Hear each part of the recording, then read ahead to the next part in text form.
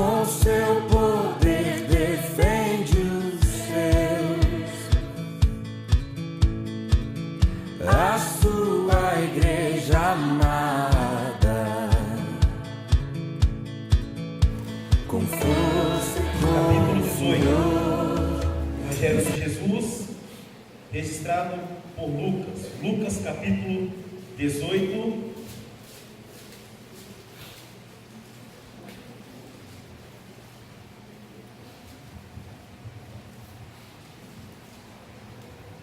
Você que ajuda, pode se colocar de pé. A gente vai dar sequência ao sermão que nós começamos a semana passada sobre a reforma, e hoje a gente encerra esse assunto. Amém? Então, Lucas capítulo 18, a partir do verso 9, ele diz assim, propôs também esta parábola a alguns que confiavam em si mesmos, por se considerarem justos e desprezavam os outros. 2 homens subiram ao templo com o propósito de orar, um fariseu e outro publicano. O fariseu, pôs em pé, orava de si para si mesmo desta forma: ó Deus, graças te dou, porque não sou como os demais homens, roubadores, injustos e adúlteros, nem ainda como este publicano. Jejuo 2 vezes por semana e dou o dízimo de tudo quanto ganho. O publicano, estando em pé, longe, não ousava nem ainda levantar os olhos ao céu, mas batia no peito, dizendo: ó Deus, sê propício a mim, pecador. Digo-vos que este desceu justificado para a sua casa, e não aquele, porque todo o que se exalta será humilhado, mas o que se humilha será exaltado. Pai Santo, Pai bendito, obrigado pela oportunidade que o Senhor nos concede de viver. Obrigado, Senhor, por mais esse dia de vida. Obrigado, Senhor, pelo ar que respiramos, por esse oxigênio que o Senhor fez e que torna possível a vida aqui na terra. Tudo foi o Senhor que fez. Obrigado, Senhor, pelo pão de cada dia que o Senhor coloca em nossa mesa. Obrigado, Senhor, por nossa família, por nossos amigos. Obrigado, Senhor, pela igreja, Senhor, que congregamos. Obrigado, Senhor, porque a gente se reúne aqui como família para adorar, para bendizer, para glorificar o Teu santo nome. Bendito é o Teu eterno nome para sempre. Ó Deus, acalma agora o nosso coração, Pai. Ó Deus, aquieta, Senhor, a nossa mente. Traz calmaria, Deus. Traz paz, ó Deus.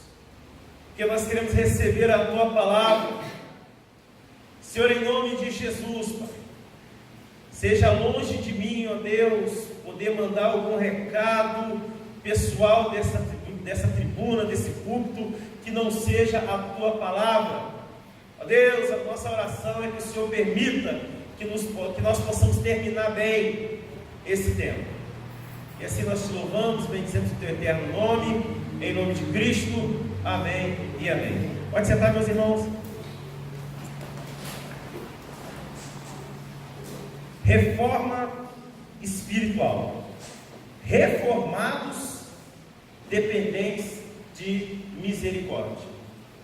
Bom, meus irmãos, no último dia 31 de outubro é comemorado um marco para a igreja cristã, a igreja evangélica, também conhecida como protestante, e é comemorado o dia da reforma protestante. Então, esse ano, no último dia 31 de outubro, nós completamos 501 anos da reforma protestante, que trouxe alguns benefícios para a igreja cristã, para a igreja evangélica. Então, um jovem chamado Martinho Lutero, ele era filho de uma família muito rica, e seu pai queria que ele se formasse em direito, queria que ele fosse advogado, e estava para acontecer, estava para desencadear ali, através da atitude de um homem,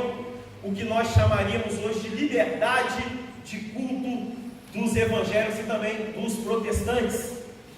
Então, Martinho Lutero, ele tem algumas experiências com Deus, que vai promover ali o seu ministério como um dos grandes reformadores. Nós temos na história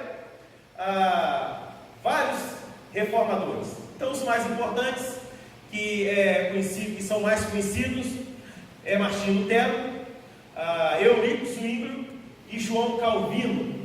Esses três reformadores também, tem também John Knox, mas esses três reformadores, Martinho Lutero, Eurico Zwinglio e João Calvino, eles são considerados ali o magistério da reforma protestante. Tamanha foi a contribuição que esses irmãos deram para que nós pudéssemos hoje ter uma liberdade de culto.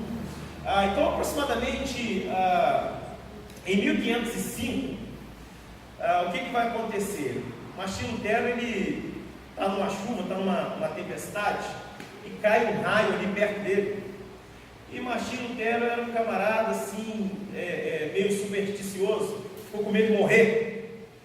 E aí ele vai lá, ora e diz o seguinte: olha, Deus, se o Senhor poupar minha vida aqui, eu vou te servir, eu vou estudar a teologia. E Martinho Lutero, ele sobrevive ali àquela tempestade, e ele vai para o seminário, vai para o monastério, para poder estudar a teologia. E ali começa todo um desencadear do que nós vamos conhecer hoje como reforma protestante. Martinho Lutero, ele tinha muitos problemas. Um dos problemas que Martinho Lutero tinha era de se autoflagelar. Martinho Lutero, ele entendia que quanto mais o corpo dele sentia dor, mais ele se aproximava de Deus. Ele se açoitava e também dormia sem cobertor nas noites frias da Alemanha. Ele entendia que quanto mais dor ele sentia, mais ele se aproximava de Deus. Até que um dia, Martinho Lutero é chamado para poder dar aula de teologia. E aí Martinho Lutero vai começar a lecionar teologia, e ele se depara com o texto de Romanos, capítulo 1, versículo 17, aonde vai dizer que o justo viverá por fé. E a partir daquele momento ali, chega uma revelação até Martinho Lutero, e Martinho Lutero começa a entender que as coisas não são mais por sacrifício, e sim por fé.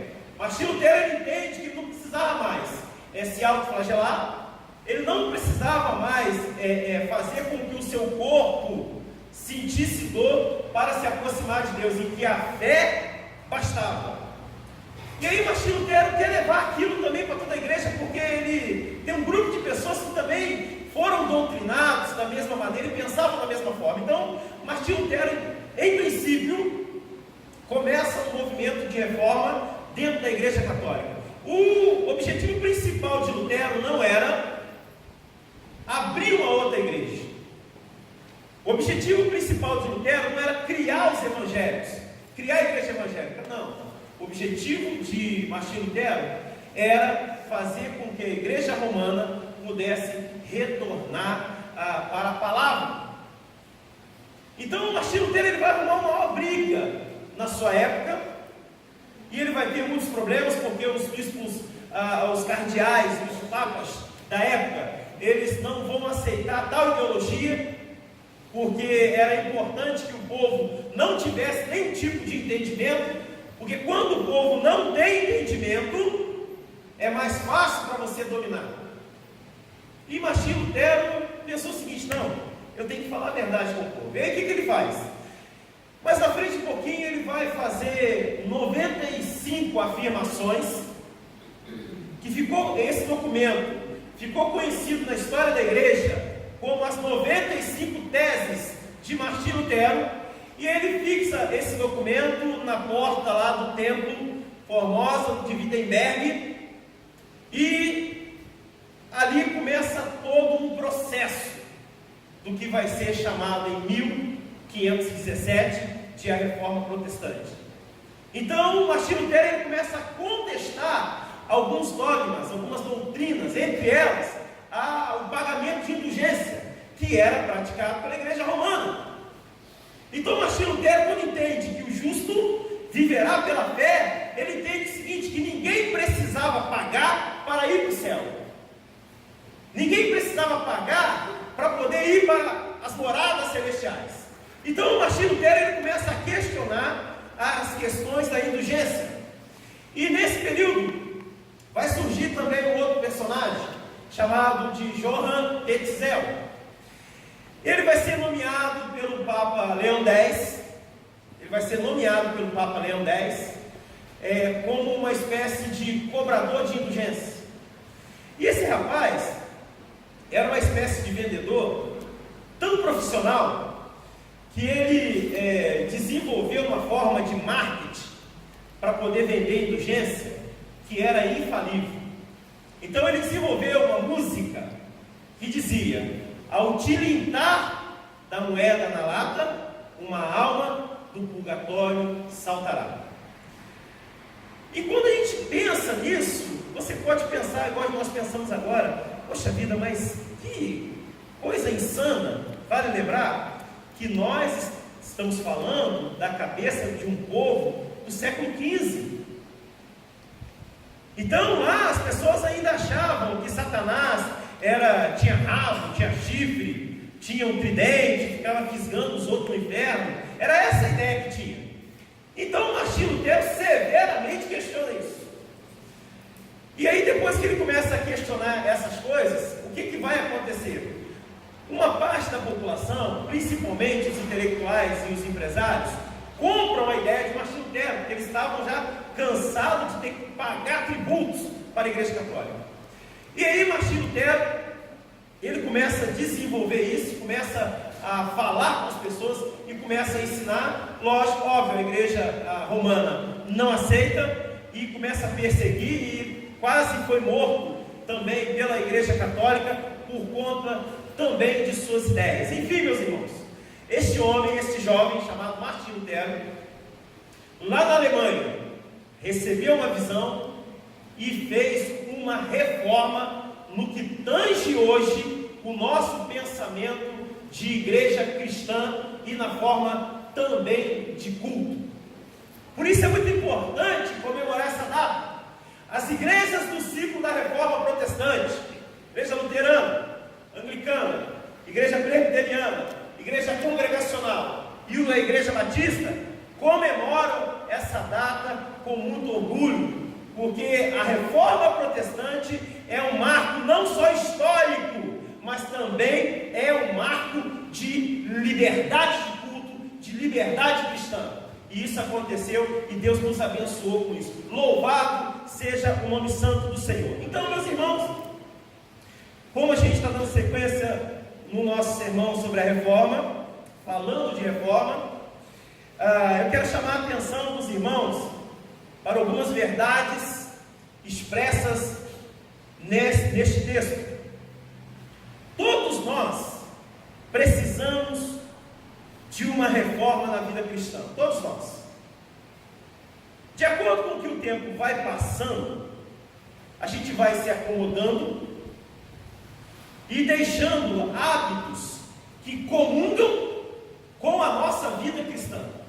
De acordo com o que o tempo vai passando, nós vamos abandonando hábitos que faz com que a gente se torne um crente melhor, um cristão melhor. E a gente vai abandonando atos e hábitos de participar das atividades da igreja. A gente acaba abandonando hábito de vida de oração, de devocional, porque em muitos momentos, de acordo com que nós vamos envelhecendo na presença de Deus, a igreja, o culto, ele vai se tornando uma espécie de religião. E a visão de Cristo não é para que nós, para a gente ser pessoas religiosas. Não, a visão de Cristo é para que todos nós pudéssemos nos tornarmos verdadeiros adoradores, homens e mulheres que adoram a Deus em espírito e em verdade. Essa é a visão bíblica, essa é a visão cristocêntrica. Cristo, ele não está dizendo para a gente apenas ser pessoas religiosas, vir à igreja no culto de domingo ou no culto de quinta-feira, ou em outra atividade qualquer. Não, Cristo, ele chama para que nós possamos ser pessoas verdadeiros, homens e mulheres adoradores do Senhor Deus Todo-Poderoso. Essa é a ideia bíblica. Então todos nós precisamos parar em algum momento e fazer uma reflexão da nossa vida espiritual. Eu preciso pensar, eu preciso fazer um upgrade, eu preciso de um renovo, porque às vezes eu tenho tanto tempo na presença de Deus, eu tenho tanto tempo na igreja, que às vezes eu não percebo que eu estou perdendo hábitos que faz uma ligação direta entre eu e também o Senhor. Então nós precisamos pensar a respeito do que fazer para continuar e permanecer no primeiro amor. Quando vocês ouviram falar essa expressão? Então o primeiro amor, ele é muito bom, ele é muito gostoso, porque você quer participar de tudo, você quer fazer tudo, e você ora, jejua, e sobe monte, faz, acontece. Nós precisamos de um elemento que possa deixar a gente permanente nessa visão do primeiro amor. Por isso nós precisamos reformar a nossa vida cristã. Eu observo o livro de Lucas, o Evangelho de Lucas, que é considerado como um evangelho sinóptico. Por que ele é chamado que ele compõe a classe dos evangelhos sinópticos? Porque ele falou coisas parecidas com os outros evangelhos. E o livro de Lucas é escrito ali por volta de 59 a 75. Esse livro, quando ele é escrito por volta de 59 a 75 depois de Cristo, ele tem algumas particularidades em relação aos outros evangelhos. E é uma coisa interessante, porque ele é escrito por Lucas, e o Lucas é o mesmo que escreve Atos dos Apóstolos. A gente consegue perceber isso na expressão do endereço, a quem ele endereça o livro. Então, se você ler lá no capítulo 1 de Lucas, ele vai dizer ao Teófilo. E se você ler lá no primeiro capítulo de Atos dos Apóstolos, ele vai dizer também ao Teófilo escreve. Não confundam Teófilo com Neófito. Teófilo era um título usado para quem servia a Deus. Era uma pessoa sim, mas era um título. A palavra Teófilo vem do grego e significa Theos, Deus, Philo, amor ou então amigo. Então ele pode ser traduzido como amigo de Deus. Então ele escreve o livro ao amigo de Deus, ou então ao amado de Deus, que também pode ser traduzido como amor. O fato é que este livro expressa grandes verdades sobre a reforma da nossa vida cristã. A obra de Lucas trata-se de uma universalidade da vida cristã, de como Cristo é apresentado como luz para as nações. Então, em Lucas, Cristo ele é apresentado como luz para as nações. Esse texto em questão, ele trata de uma parábola usada por Jesus para poder expressar uma verdade. O que seria uma parábola? Uma parábola é uma espécie de comparativo, uma espécie de história que era contada para poder expressar uma verdade.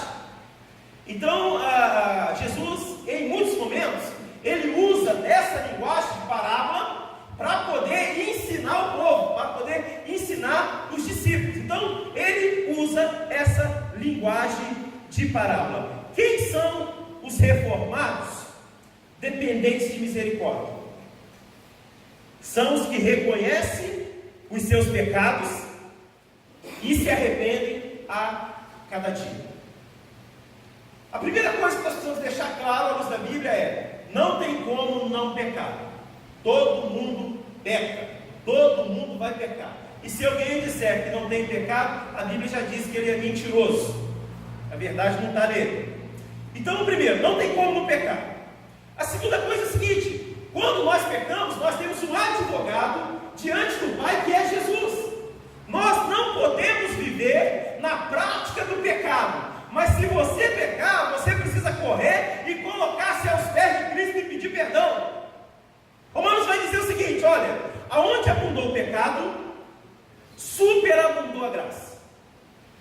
Isso quer dizer que, quando você errar, se de alguma maneira você cair, ou cometer coisas que são à margem da sã doutrina de Cristo, você precisa pedir perdão. Hoje é dia de Santa Ceia, dia de festa. E às vezes eu observo na igreja, as pessoas elas não tomam Santa Ceia, porque na cabeça dela elas cometeram pecado. Você não pode permanecer no pecado. A Santa Ceia é um momento de comunhão. Então por isso que a gente faz esse momento aqui, para que o indivíduo possa se examinar. Não há nenhuma instrução na Bíblia proibindo alguém de tomar ceia. O que existe na Bíblia é um conselho, é um alvitre, uma recomendação de que, se o indivíduo estiver em pecado, que ele possa se arrepender, mas participar da ceia do Senhor. Então a gente observa: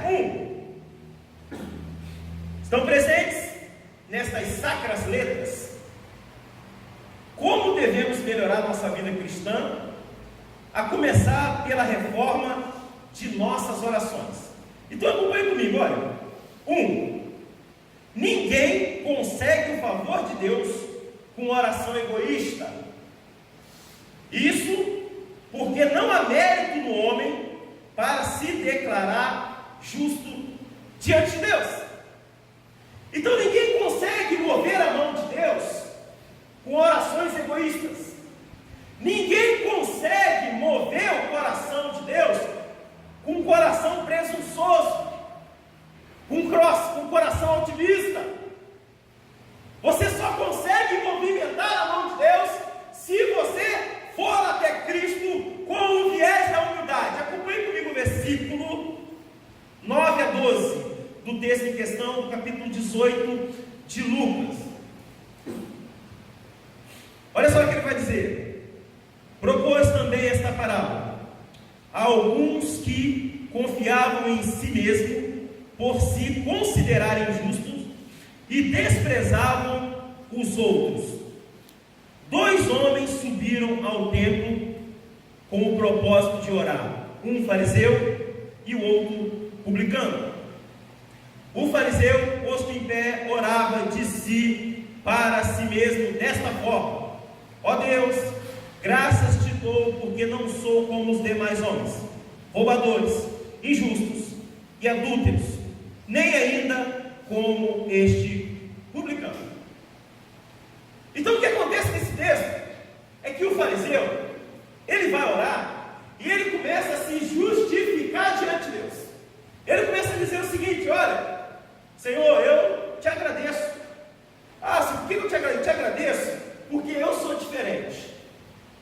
Te agradeço porque, olha só, eu jejuo, eu devolvo dízimo, eu oferto, e eu vou visitar todo mundo, e outra coisa também, eu oro, leio a Bíblia, e tá. E agora? Sabe o que aconteceu? Tudo que o fariseu falou era verdade. O fariseu seria talvez um crente que muitos pastores gostariam de ter na igreja. Só que o padrão do homem é um, e o padrão de Deus é outro. Então não adianta você ficar bem com o irmão, ficar bem com o pastor, mas não estiver bem com Deus, não adianta nada. Nós primeiro precisamos estar bem com o Senhor, com o Deus Todo-Poderoso. E quando a gente está bem com Deus, também estamos bem com os nossos irmãos. Então o fariseu vai e diz: olha, é o seguinte, eu sou santo. Se fosse hoje, ele ia dizer: olha, eu sou o cara. E ele começa ali a se justificar. E ele começa na oração dele falar tudo que ele é e tudo que ele faz. Não dá para a gente chegar diante de Deus com as nossas justificativas humanas. Não dá para a gente chegar diante de Deus com o nosso egoísmo. Para que você mova a mão de Deus a seu favor, você precisa de uma boa dose de humildade. Se não houver humildade, se você não reconhecer, olha Deus, o problema sou eu, está difícil para mim, tenha misericórdia da minha vida, você não consegue ser reformado espiritualmente. Por isso que quando nós chegamos a Deus, chegamos diante do Senhor, nós falamos com Deus: Senhor, tenha misericórdia da nossa vida. Nós não podemos achar, simplesmente porque a gente contribui de alguma maneira na obra ou no ministério, nós não podemos achar que o fato de nós cumprirmos com as nossas obrigações no que tange o quesito crente, que nós possamos chegar diante de Deus e falar o que quiser para Deus e pedir o que quiser. Nada disso. Nós precisamos nos conscientizar de quem nós somos em Deus. Eu e você precisamos entender quem nós somos em Cristo. Então a gente observa o fariseu. Quem que era o fariseu? O fariseu era uma seita que tinha nos tempos bíblicos na época de Jesus, e era um pessoal que acreditava em seres espirituais, acreditavam que os anjos podiam curar. E o que acontecia? Eles não gostavam de Jesus, os fariseus. Eles contrapunham tudo que Jesus falava. Esse era o grupo de fariseu. Outro detalhe interessante: o que a seita farisaica fazia? Eles tinham uma espécie de culto ao ar livre nas praças públicas. E o que eles faziam? Eles gostavam de ser considerados, e eles eram mesmo considerados como pessoas muito espirituais. O fariseu, se estivesse hoje nos nossos dias, provavelmente seria uma pessoa que seria um símbolo de santidade. Provavelmente seria uma pessoa que você o ia procurar para que ele pudesse interceder a Deus por você, de tanta santidade que ele passava. A seita farisaica fazia uma coisa também interessante. O que eles faziam? Eles eram muito fortes nessa questão de ação social. Eles faziam muitas caridades. Eram pessoas que faziam questão que a sociedade olhava o que eles estavam fazendo. Por isso a oração dele foi reprovada, porque o próprio Jesus vai dizer o seguinte: que quando você fizer um bem a alguém, você não pode falar para outra pessoa. Só tem galardão, quero dizer prêmio, se você fizer do jeito da Bíblia. Se fizer do teu jeito, ainda que for uma coisa boa, não tem galardão. De repente você chega e diz: olha, nós vamos ajudar lá o Antônio Carlos. Aí você chama o irmão outro e diz: olha, dê uma força para o irmão lá, porque o irmão estava precisando, mas olha, só para a gente poder orar. Você já perdeu o seu galardão. Sabe por que você já perdeu o galardão? Porque o irmão já deu um galardão para você, o irmão já acha que você é bondoso, então não precisa de Deus dar o galardão para você. E lá nas bem-aventuranças, você vai ver Jesus falando: olha, em verdade, vos digo que já receberam o vosso galardão. Sabe por quê? Porque está buscando os holofotes, está buscando as palmas dos homens. Por isso que nós temos que olhar para a nossa vida cristã e fazer uma reforma. Nós não podemos ficar na mesmice, porque senão entra ano e sai ano, a vida não muda, nada acontece, e você vai à bancarrota, a sua vida espiritual vai se definhando, e aí você vive triste, vive uma pessoa com muitas dificuldades, nada acontece, não tem uma novidade de vida, porque falta fazer uma reforma na vida cristã. Então, outra coisa interessante: quando a gente chega com o nosso coração altivo diante de Deus, com o nosso ego lá para cima, você pode ter certeza, a sua oração não tem prioridade. sua oração não tem prioridade. Por isso nós precisamos parar e refletir em algumas atitudes que nós tomamos. Você já teve a sensação de orar alguns anos e nada acontece? Pode ser um monte de coisa. De repente Deus não quer te dar o que você está pedindo. Pode acontecer, claro, Ele é Deus. De repente não está na hora ainda. Pode acontecer. De repente você está pedindo mal. E de repente Deus também não vai te dar, porque vai te fazer mal. O fato, meus irmãos, é que o coração, quando estiver diante de Deus, ele tem que estar contrito. Ele tem que estar derramado. Ele tem que ter uma boa dose de humildade. Domingo passado eu falei sobre a desconstrução. É uma verdade. Para que haja uma reforma na sua vida cristã, você precisa desconstruir todo um conceito humano do que você tem a respeito de Cristo. Se não houver um esvaziamento de si mesmo, se nós não nos esvaziarmos de nós mesmos, o Espírito Santo não enche a nossa vida. Teve mais pessoas. Isso aqui não foi só a oração do fariseu não. Teve mais gente que achou que era alguma coisa. Abre comigo aí, olha só, no livro de 1 Reis, capítulo 19, olha só que coisa interessante. Tem um rapaz aqui também, que ele achou que estava tudo podre, e que ele era o único que tinha sobrado, o único certo, o símbolo de santidade, de justiça. Olha aqui, esse rapaz, ele estava, como diz o meu amigo, redondamente enganado. Elias, o nome dele. Acompanhe aí, primeiro livro dos Reis, 19, 14, artigo 14. Amém? 1 Reis 19, a partir do 14, ele vai dizer assim, olha que coisa interessante, ó. Ele respondeu: tenho sido em extremo, olha só a fala do cidadão para Deus. Ele respondeu: tenho sido em extremo zeloso pelo Senhor, Deus dos exércitos, porque os filhos de Israel deixaram a tua aliança, derribaram os teus altares e mataram os teus profetas à espada, e eu fiquei só, e procuram tirar-me a vida. Isso é Elias reclamando com Deus. Sabe o que ele estava fazendo? Ele estava reclamando com Deus porque tinha uma mulher na captura dele, e essa mulher matava mesmo. Era chamada a Jezabel, esposa de Acabe. Quando os 400 profetas de Baal morrem, Jezabel diz assim: olha, faça-me segundo o que acontecer, se amanhã esse horário a cabeça de Elias não estiver na minha mão. Então o cara vai lá e fica com medo.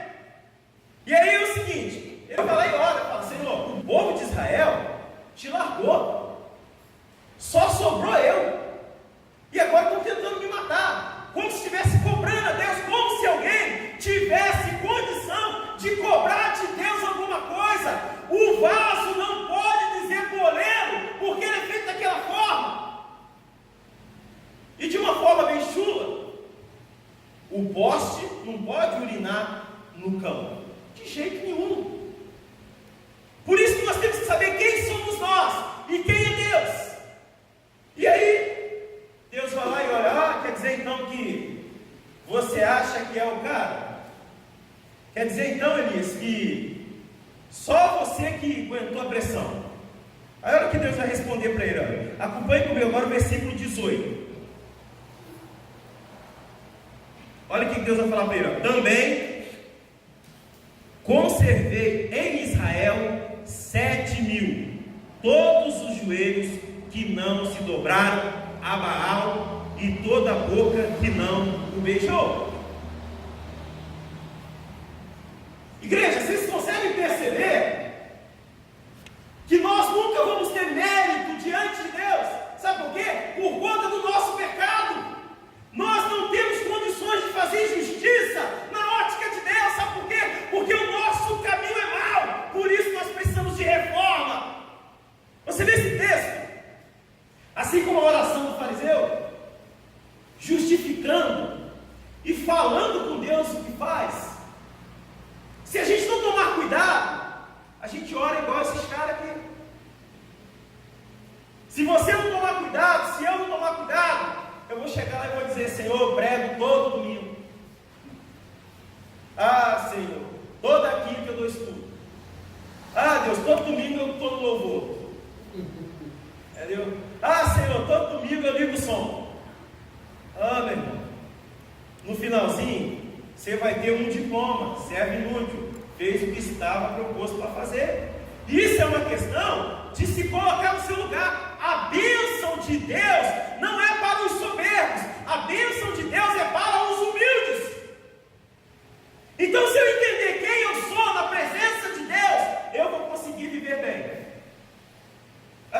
Eu me recordo de um programa de TV que eu estava olhando e eu vi o pastor dizer assim: olha, Deus, eu determino a tua bênção na minha vida. Essas coisas não podem estar na boca da gente, não. Nós não podemos determinar nada, não. Deus é que é Deus, você é você. E você sabe o que a Bíblia diz que você é e que eu sou também? Um vapor que daqui a pouco some, ele vai fazer uma referência à morte. Então, para você viver feliz, para você viver em paz, você tem que viver sabendo quem é você e quem é Deus, sabendo que tudo que você tem é porque Deus permitiu que você tenha, sabendo que se você tem um bom trabalho, se você tem uma boa instrução, uma boa cultura livresca, é porque Deus permitiu força, permitiu sabedoria e permitiu inteligência para que você busque tal coisa. Mas tudo é Deus que faz. Até que se você pensar que tem uma parte sua, que é a sua força de vontade, é Deus que movimenta para que haja uma força de vontade em você, mas tudo pertence a Jesus. Por isso nós precisamos de reforma.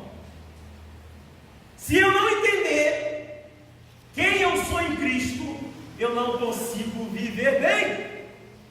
Por isso, meus irmãos, quando chegarmos diante de Deus para poder orar, vamos orar com humildade.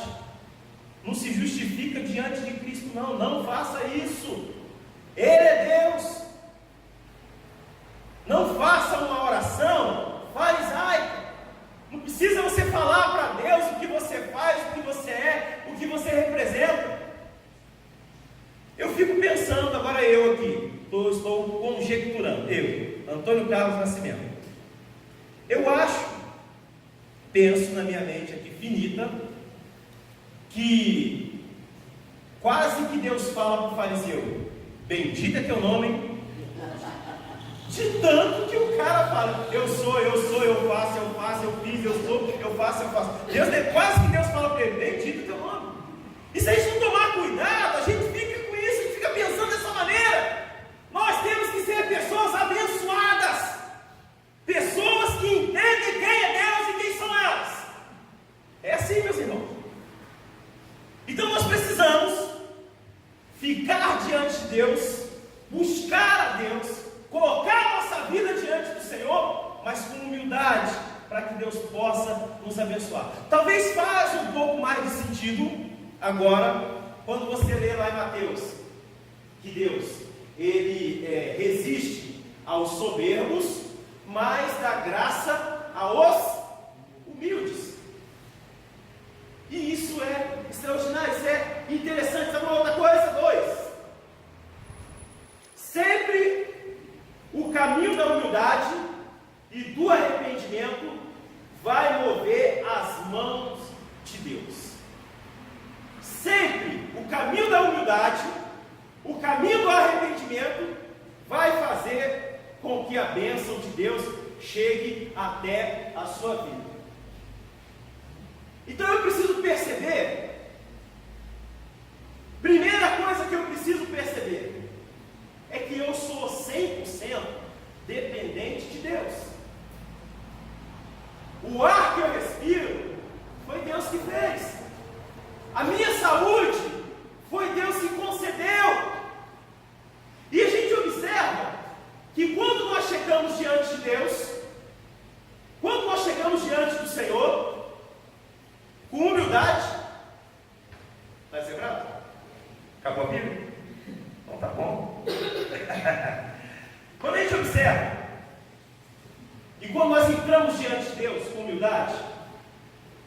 nossa oração tem prioridade para Deus. Acompanhe comigo aí o verso 13 ao 14 do texto em questão. Olha só que coisa extraordinária que ele fala aqui. Verso 13 ao 14. Ele vai dizer assim, olha: o publicano, estando em pé, longe, não ousava nem ainda levantar os olhos.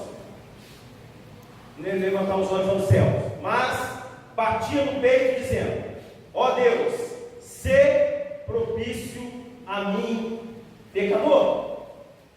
Digo-vos que este desceu justificado para a sua casa, e não aquele, porque todo o que se exalta será humilhado, mas o que se humilha será exaltado. Quem era o publicano aqui? O publicano era um indivíduo, um camarada, que provavelmente você não queria ter ele como seu amigo. Esse era o cara publicano. O publicano, ele era um camarada que cobrava impostos. E cobrava impostos altos. Sabe o que ele fazia também? Publicano era uma espécie de contador. E aí, quando os mercenários chegavam com as suas grandes quantias de usurpar o povo, atribular o povo, cobrando os tributos do reino absurdos, o cobrador de impostos, ou seja, que também era conhecido como publicano, que fazia essa contabilidade. Então é o seguinte: ninguém gostava do publicano. Ninguém gostava do publicano. Por isso que quando o fariseu ele ora e diz: olha, eu te agradeço, Deus, porque eu não sou igual aquele publicano ali. Eu não sou roubador, porque o publicano era ladrão, roubava mesmo. Então, o fariseu, quando ele ora, ele fala de verdades que eram imputadas a ele, não a Deus. E o publicano vai e reconhece e diz assim: olha, Senhor, seja propício comigo, me ajuda aí, eu nem tenho como olhar para o céu não. E aí o texto fala uma coisa aqui que não é muito fácil para a gente poder entender do ponto de vista da teologia. Diz o seguinte: que aquele camarada que era o cara que não prestava, que era ladrão mesmo, que era bandido, esse foi justificado. Mas isso daqui é para dizer para você e para mim que quem justifica as pessoas é Cristo, e não precisa do seu olhar e do meu olhar julgador com as pessoas. Quem as justifica é o Senhor Jesus. Por isso é uma necessidade de reformar a nossa vida cristã. Olha, não fique assustado se naquele último dia você chegar lá no céu e ver um conhecido seu que nunca foi à igreja e que de repente prestava culto aos demônios. Mas como é que é isso? Primeiro, o céu não é seu, o céu é de Deus. E por isso que a gente não consegue precisar. Não dá para você dizer assim: olha, esse indivíduo, ele morreu e foi para o inferno. Isso não tem muita precisão bíblica. Sabe por quê? Porque essas questões aí de céu e de inferno ainda é muito inócua para nós do ponto de vista da teologia. E não queima sua cabeça tentando entender isso não. Apenas entenda aquilo que te coloca na rota do céu. E o que te coloca na rota do céu é que Martinho Lutero entendeu. Está lá em Romanos capítulo 1, versículo 17. O justo vive de fé. Então, se você primar pelo elemento da fé, se você primar por entender as questões de Cristo Jesus, você vai viver abençoado aqui e você estará sim na rota do céu. Então a gente aprende nesse texto que a oração que move a mão de Deus ao nosso favor não é uma oração egoísta, e sim uma oração de humildade, uma oração de entrega, uma oração de renúncia. Por meio da oração que se começa a reformar a vida cristã. E nós precisamos pensar sobre isso. E algumas pessoas também entenderam sobre isso. Olha, abre agora aí, é só voltar um pouquinho agora, volta a página aí que você está em Lucas 18, volta agora aí em Lucas 15. Olha que coisa interessante aqui. De gente que se arrependeu e alcançou o favor de Deus. Olha aí, Lucas capítulo 15, verso 21. Amém? Olha o que ele vai dizer aí.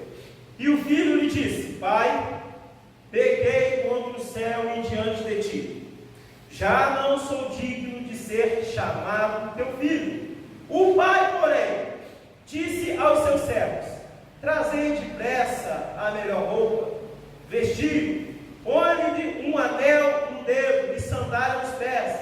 Trazei também matai um novilho cevado, comamos e regozijamos, porque este meu filho estava morto e reviveu, estava perdido e foi achado, e começaram a regozijar-se.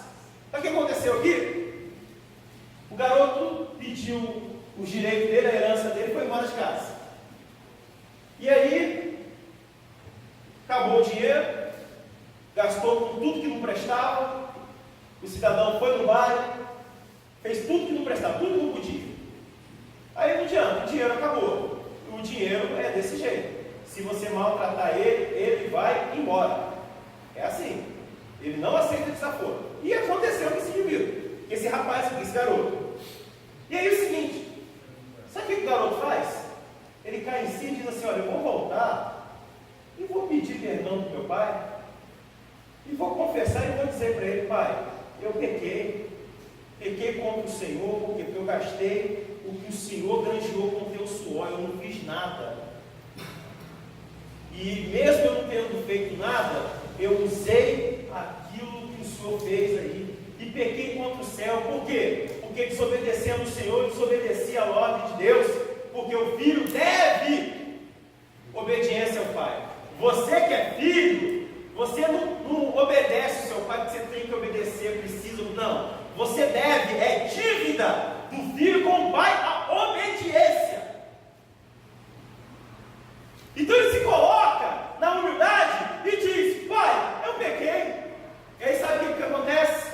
O texto diz que o pai, que representativamente aqui é uma figura de Deus, diz que o pai abraçou o filho ali e devolveu a ele a honra. Quando ele vai e manda trazer um anel, só quem usava anel eram os nobres, eram os príncipes. E daqui a pouco ele manda, traz roupa agora. Aquelas vestes significavam: eu estou cumprindo o seu pecado. Foi por isso que ele disse: traz vestes, traz roupa para ele, ó.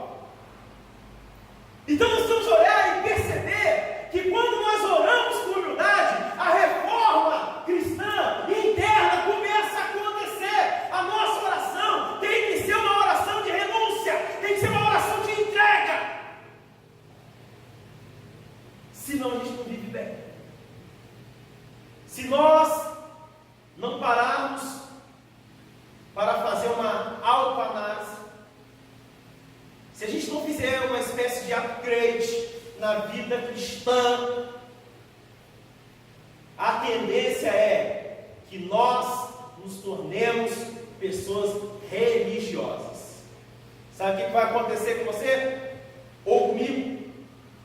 Se a gente não parar para fazer essa reforma, o culto dia de domingo vai ficar automático.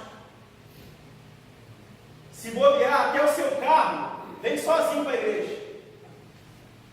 Então você precisa pensar sobre isso. A igreja, ela é ativa. A igreja é viva. E assim, como o pastor precisa motivar a igreja também tem que motivar o pastor. Sabe por quê? Porque a via, ela sempre vai ter duas mãos. Eu entrego, mas eu também recebo. É assim. E se você se dedicar em entregar a sua oração, o seu louvor, a sua súplica para Deus, Deus vai ouvir e vai agir a seu favor. Se a tua oração for uma oração de renúncia, de entrega, por isso precisa de reforma. Tem que haver uma desconstrução. Nós precisamos nos nos esvaziarmos de nós mesmos, para a gente poder ser cheio do Espírito Santo, cheio da graça, cheio da unção, cheio do poder de Deus. Então a gente observa que o publicano, mesmo estando tudo errado, foi justificado por Deus.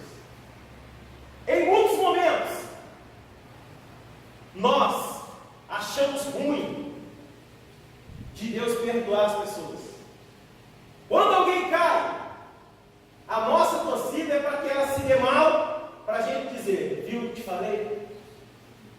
Isso é enraizado na gente. Nós precisamos ser igreja. Em muitos momentos, a igreja é o único exército que abandona os seus feridos e não volta para buscar. E nós precisamos pensar sobre isso. Nós temos que defender os nossos irmãos. Temos que falar bem uns dos outros. Só dá para saber se a sua mulher é uma boa esposa pelo que você fala dela. Então, se você falar bem dela, ela é boa. Se tu falar mal dela, ela é ruim. A igreja é a mesma coisa. A sua igreja só é boa, você é ruim, mediante o que você falar dela lá na sociedade. Se você não der um bom testemunho, se você não falar bem dos seus irmãos, os seus vizinhos não te acompanham para a igreja. Por isso é necessário reforma. Reforma cristã. 3. A humildade sempre será convertida em honra. E quanto à exaltação, em humilhação. Então o que acontece? A humildade sempre será convertida em honra. E quando alguém se exalta, Deus vai lá e humilha. E se houver uma humilhação, Deus vai lá e exalta. É exatamente na contramão daquilo que a gente pensa. Presta atenção, meus irmãos, aí no versículo 14 do texto em questão. Ele diz assim, olha, digo-vos que este desceu justificado para a sua casa, e não aquele, porque todo que se exalta será humilhado, mas o que se humilha será exaltado. O próprio texto responde por que Deus ouviu a oração do publicano, mas não ouviu a oração do fariseu, que era o crente, o crente correto. Por que Deus justificou a oração do publicano, que era o camarada à margem da sociedade, era mal visto, um cara ladrão, entendeu? E não justificou a oração do fariseu, que era o crente correto. O próprio texto nos responde isso. Está dizendo o seguinte: porque se você se exaltar diante de Deus, você é humilhado, você é abatido. Mas se você se humilhar para Deus, Ele te exalta. Faz algum sentido agora? Quando você lê lá em Mateus também, Jesus falando e dando lições para a gente de vida, vai ter um momento lá que Ele vai dizer assim, olha, quando você chegar num lugar, numa festa, você não procura as primeiras cadeiras, não é assim? Os primeiros bancos. Ah, por quê? Porque é o seguinte, aquele lugar ali é um lugar de honra, e ele pode não ser seu. Senão, o dono da festa vai chegar lá e vai dizer, levante que aí não é seu lugar. Então você se exaltou, foi atrás de algo que não lhe pertencia, e agora você está sendo humilhado. Por isso Deus está dizendo, olha, aquele que se exaltar será humilhado, mas aquele que se humilhar será exaltado. Então, meu irmão, para você ser exaltado diante de Deus, você tem que colocar o seu coração em situação de humilhação perante Ele. Tem que haver uma reforma. Se não houver uma reforma, você não cresce espiritualmente. Se você não parar para poder fazer uma reflexão, não dá para crescer. Se não houver uma espécie de chacolejada, alguma coisa assim, do Espírito Santo, eu quis dizer, Se não houver um balanço do Espírito Santo, você não consegue viver bem. Tem que haver, meus irmãos, um despertar nosso para a reforma espiritual, para a reforma da nossa vida. Nós temos que nos despertarmos para isso e colocar isso diante de Deus. Abre sua Bíblia agora aí. Olha aqui um rapaz, abre aí em Jó capítulo 42. Quando você é humilde e trabalha isso na sua vida, e se humilha diante de Deus, Deus vem e te exalta. E Deus é que faz isso. Olha que exemplo fantástico que nós temos aqui. Jó capítulo 42, o último capítulo de Jó, a partir do verso 10. Amém? Olha só o que acontece quando a gente se humilha na presença de Deus. Jó 42, 10, amém? Diz assim, mudou o Senhor a sorte de Jó, quando este orava pelos seus amigos, e o Senhor deu-lhe o dobro de tudo que antes possuía. Então vieram a ele todos os seus irmãos e todas as irmãs, e todos os quantos dantes o conheceram, e comeram com ele em sua casa, e se condoeram dele, e o consolaram de todo o mal que o Senhor lhe havia enviado. Cada um deu-lhe dinheiro e um anel de ouro. Assim abençoou o Senhor o último estado de Jó mais do que o primeiro, porque veio a ter 14 mil ovelhas, 6 mil camelos, 1000 juntas de boi e 1000 jumentas. Também teve outros 7 filhos e 3 filhos. Chamou o nome da primeira Jamima, e o da outra Késia, e o da terceira Queren Apuque. Em toda aquela terra não se acharam mulheres tão formosas como as filhas de Jó, e seu pai lhes deu herança entre seus irmãos. Depois disso, viveu Jó 140 anos, e viu seus filhos, os filhos de seus filhos, até a 4ª geração. Então morreu Jó velho e farto de dias. Então você observou que quando você se humilha na presença de Deus, Deus é que te exalta e faz com que o seu estado, seu último estado, seja melhor do que o primeiro. Por isso é necessário reformar a vida cristã. Se você reforma a sua vida cristã, a sua vida em Cristo, as bênçãos de Deus vêm e te alcançam, meus irmãos. Por isso que vale a pena servir a Cristo, vale a pena buscar o Senhor, vale a pena padecer com Cristo, vale a pena sofrer qualquer coisa por amor a Jesus. Sabe por quê? Porque nós temos a esperança da vida eterna, e um dia toda dor vai acabar, um dia toda lágrima também vai secar, e nós, a igreja do Deus vivo, ansiamos por esse dia. Glória a Deus. Por isso nós precisamos reformar a nossa vida. Louvado seja o nome do Senhor. Conclusão: há uma necessidade de reformarmos nossa vida espiritual sempre. Para isso, precisamos de apoio do Espírito Santo para nos guiarmos nesta reforma e assim melhorarmos como pessoas crentes em Jesus Cristo. Então, meu irmão, nós precisamos pensar a respeito disso. Precisamos analisar. Nós precisamos de uma reforma. Precisamos colocar diante do Senhor a nossa vida. Certo, louvor? Meus irmãos, convido a igreja que se coloque de pé.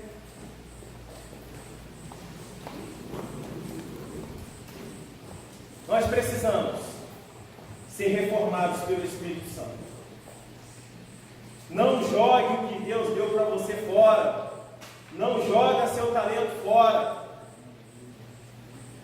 Produza.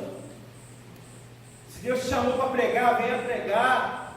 Se te chamou para poder tocar, venha tocar. Se te chamou para servir, sirva. Mas não negocie o dom que Deus deu para você. Não faça isso. Curva sua cabeça aí, quando nós vamos ouvir essa canção. castelo forte é o nosso Deus.